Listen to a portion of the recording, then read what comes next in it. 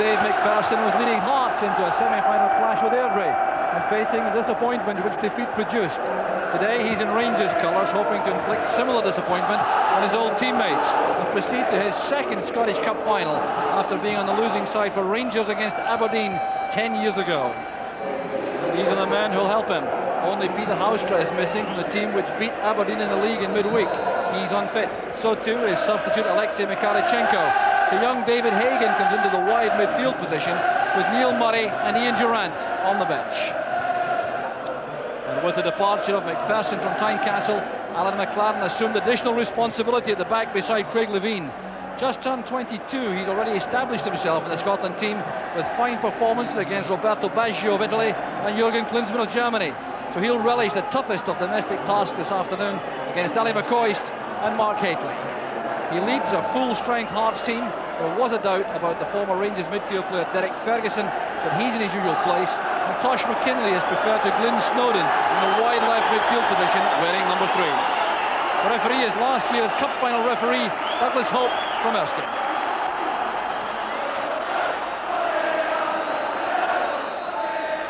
So precisely the atmosphere you would anticipate for a Tennent's Scottish Cup semi-final. A crowd of around 50,000 inside the stadium. Just under 20,000 of these coming from the capital, Edinburgh, supporting Hearts. And 3 of these Hearts players were in the last Cup final team. Gary Mackay, John Robertson and Craig Levein. They lost by 3-0 against Aberdeen in 1986. So they're determined to enjoy some success in this year's competition. It's Hearts' last chance of glory in the domestic season. The Rangers, though, it's yet another key match. An incredible run of tough, competitive matches. They have Marseille to face in France on Wednesday night in the European Cup. Preston, Robertson, good play there from Hearts. David Robertson did well with the clearance. Here's Hagan. The introduction of Hagan for Haustra means that Rangers can maintain the same kind of shape in the side. Had they brought in the Ian Durrant, it would have resulted in some kind of change to the pattern of play. And Preston doing some wandering now. Ferguson again taking up some good positions in midfield. Willing to test Andy Gordon from long range. Not a prolific goal scorer by any means, Ferguson. Only 2 so far this season. But this was a thoroughly worthwhile effort. He was given some space just outside the penalty area, but couldn't get that on target. Stephen playing it long for Hagan. Is he quick enough? Putting pressure on Mackay. Very strong young man, Hagan. Powerfully built. McCall. His direct opponent is John Miller. The 2 Fergusons in direct competition, Ian and Derek in the middle of the field also. And John Brown. McCall. Stephen. There's McCoist. And the best opening of the match so far falls to Ali McCoist. Well, he can't be criticised for this miss. It was very good play. Stephen's pass controlled instantly with the right foot. The shot with the left. Walker will appear to be stranded. But it was John Brown's intrusion which made all the difference. Good play also. Strong play there by McCall. Forcing it across there to Trevor Stephen. It is wits about him there to find McCoist in space. And that was very close indeed. There's Derek Ferguson. And McKinley. John Brown's interception. Space here for David Robertson.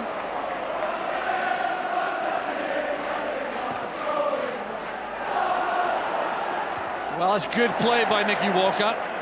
The ball was being held up there. It wasn't going to reach him to allow him to catch it. McCall guilty of a foul there on Miller. Well, Nicky Walker judged the flight of that ball extremely well to come out of his area and head clear. Mark of confidence in the international goalkeeper. And McLaren's free kick. Goff getting above Baird. Derek Ferguson shot. To be deflection. It's a corner kick to Hearts. And as the ball came back there, the header came out from Richard Gough, and Derek Ferguson set himself with a shot, took the pace out of it, that deflection. Still Hearts persist with in-swingers. Here's Tosh McKinley. That's away from the keeper though. Back with McLaren. A chance without question for Hearts. Well, McLaren will be very disappointed, I've no doubt, when he realises just how much time and space he had here.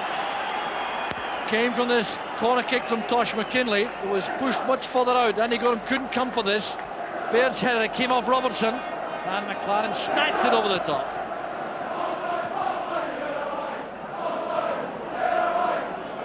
Head flick on from Stephen. This is Derek Ferguson. Baird tackled well by Gough.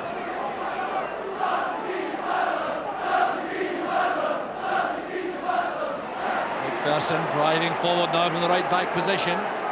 Stephen was outside him. Faced here by Levine.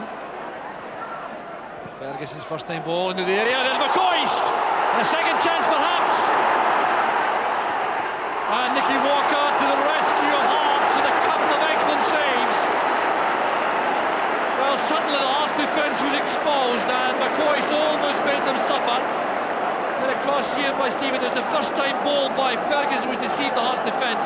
There was McCoist. It was a great save from Walker, but he acted superbly again with that second block. The outswinger. Richard Gough. It's turned over by Miller. Well, another question being asked among the Hearts defenders about the space afforded there to Richard Gough. Look at the way he attacks this ball, unmolested, and that must be a source of great concern for Hearts. There's Trevor Stephen again. And this time it was McPherson. Under severe pressure though. Well, Hearts have survived that little onslaught.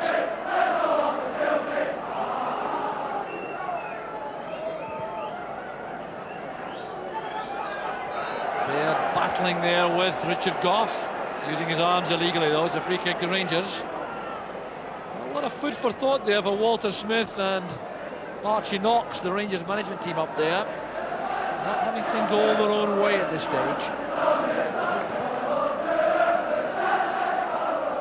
Blakely's header designed to release Stephen on the right, but McKinley was there. This is Levine. And now Derek Ferguson. Space here for Preston. Needs support in the middle. Ian Baird trying to provide it. Well, the delivery from Alan Preston. Disappointing.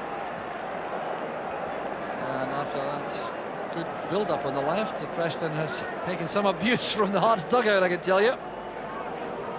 Frank Connor, the assistant manager in particular, was giving him a little verbal volley. Well, poor kick out from Andy Gorham, but at the end it's Hearts who I think will be more encouraged by that first half performance than Rangers. The best chance of the first half fell to Ali McCoist after this excellent move. Trevor Stephen to Ian Ferguson, and this first time ball found McCoist in space. The shot taken instantly. Good reflexes there from Nicky Walker, and a very good reaction again to nudge the ball away from McCoist on the rebound. And that is a save which I reckon has kept the score sheet blank and kept Hearts right in the semi-final with a real chance. These Hearts supporters certainly believe so. At half-time it's Rangers 0, Hearts 0. So a place in the final still very much up for grabs here. And the first goal is going to have a vital bearing, I think, in the outcome, because while Hearts remain on level terms, they will still be looking for the opportunity to snatch the goal which could take them through. Rangers not quite firing on all cylinders in that first half. Things not going completely smoothly for them, and that was a lot of credit to Hearts. Handball there by Derek Ferguson, but the Hearts players were certainly up for the task and were closing Rangers players down very quickly indeed with their man-marking duties. Hearts front players put pressure on the Rangers defenders whenever they have possession. Robertson, Preston and Baird not allowing any peace to the Rangers back four.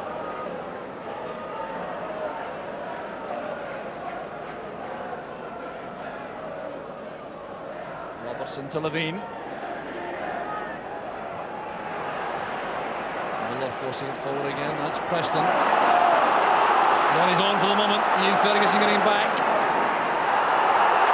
And Preston complaining bitterly to the referee. He was being fouled by Ian Ferguson. You can't believe he didn't get a free kick for that.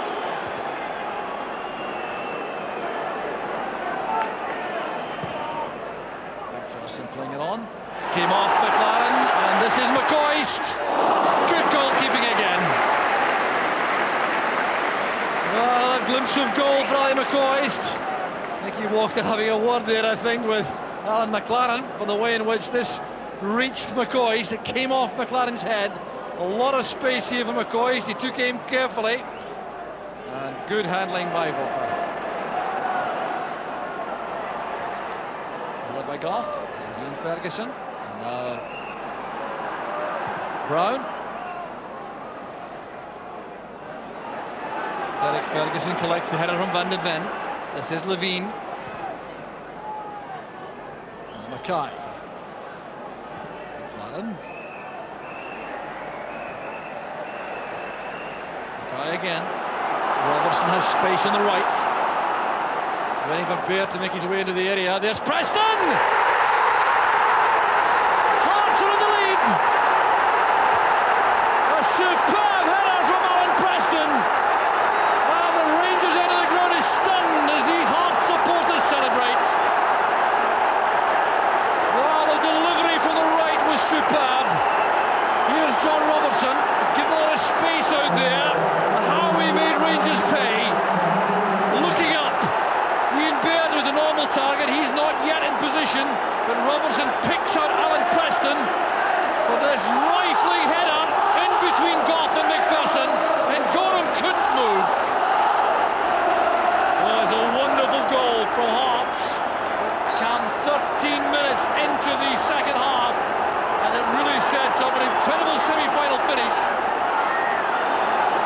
So Alan Preston, who was signed in a make-weight way from Dundee United as Scott Trabb went to Tannadice earlier in the season, gets his fourth goal for Hearts. Well, real concern now for Walter Smith down the track. For Joe Jordan, the anxiety of wondering if his side can hold on now. Oh, what a semi-final we have now. Alan Preston, a chance to attack McPherson. Full of confidence, no doubt, after that incredible goal. And Ian Ferguson was across to put pressure on. This is John Robertson. Derek Ferguson's in space. John Brown was in the way. There's McKinley. And Preston again. Hearts with the tails up. And a very important touch on by Robertson. There's Mackay, tackled extremely well by McCall. Mackay has it back. John Miller with time to set up the shot. Came off Brown. With Robertson with Gorham. His judgment was excellent. And the Hearts are looking for a second goal. With a great credit, not content to sit back in a lead. Derek Ferguson. A reasonable shooting chance that for Hearts. Difficult one to control on the bounce. It would be spinning too because it was deflected off the boot of Stuart McCall. But nevertheless, Ferguson trying very hard to keep it down. There it was from Preston, off the boot of McCall. Ferguson setting himself.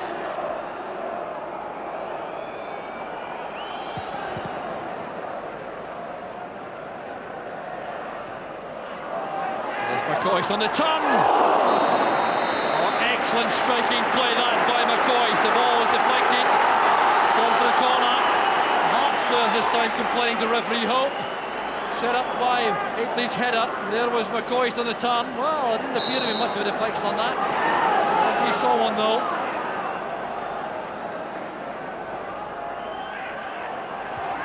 McPherson's header. McPherson again!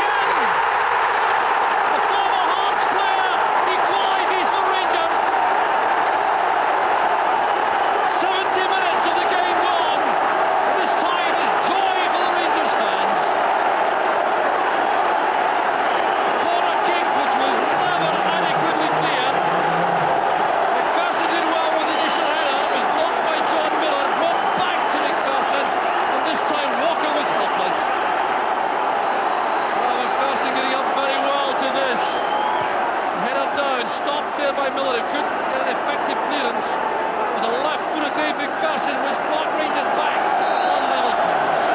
Well, Dave McPherson gets his third goal of the season for Rangers. And a sickener for his old teammates. So Rangers didn't have too long to sit in that deficit. Joe Jordan realises the match has to be won all over again. All the noise now coming from these Rangers supporters who were undoubtedly extremely worried after that opening goal from Hearts. A relief for Walter Smith, although you wouldn't know it from the expression in his face.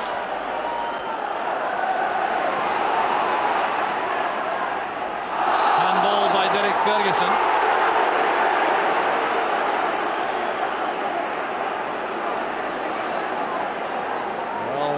Emotions are running high in this match.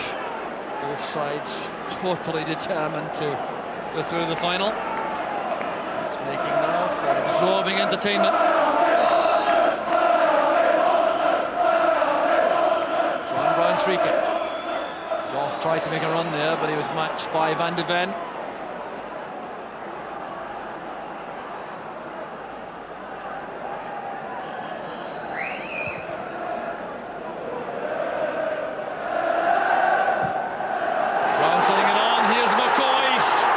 Changed his mind, and Rangers are ahead.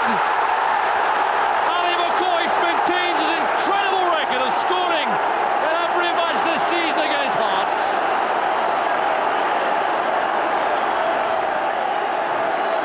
Goalkeeper Nicky Walker was injured, so was McCoist. Walker is back on his feet, but he'll be wondering about what I think may well have been an error of judgment.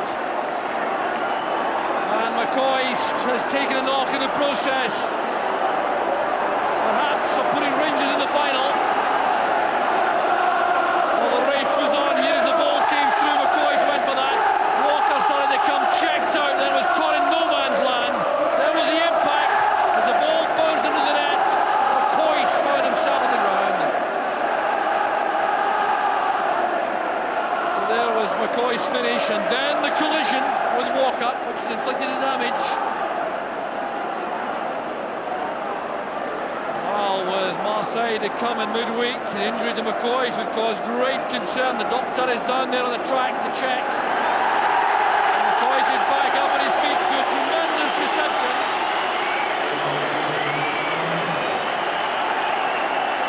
Well, how much longer he'll stay in the field may be unclear, but he's been appreciated by these Rangers supporters. And Hearts suddenly find the semi-final crumbling away from them.